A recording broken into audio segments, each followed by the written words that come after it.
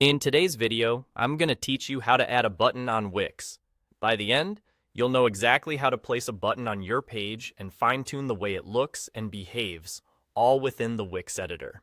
Start inside your Wix editor and look toward the top left of the screen. Click the plus icon. This opens the Add panel, which is where Wix keeps all the building blocks for your page. From here, go to the Buttons category. You'll see a variety of button styles from simple solid shapes to outlined and rounded options. Pick a style that feels consistent with your site's branding and the tone of your page. Clean and minimal for a professional look, or bold and colorful if you want the button to really stand out. Click and drag the button style you want onto your page, then release it where you want it to live. As you drag, you'll notice helpful alignment guides that make it easy to center the button or line it up with other elements.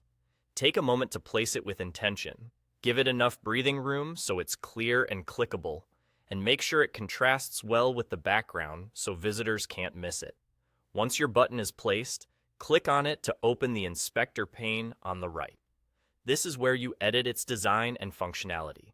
Start by changing the button text to something clear and action-oriented like Get Started, Contact Us, or Learn More.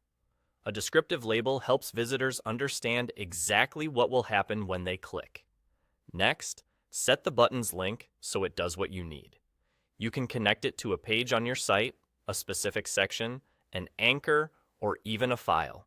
Choose the destination that best supports your goal and confirm the setting. Now refine the design. In the inspector, adjust typography to match your site. Choose a readable font size and weight. Tweak colors for the normal, hover, and clicked states so users get visual feedback when they interact. You can fine-tune the shape with corner radius, add or remove borders, and apply subtle shadows if you want more depth.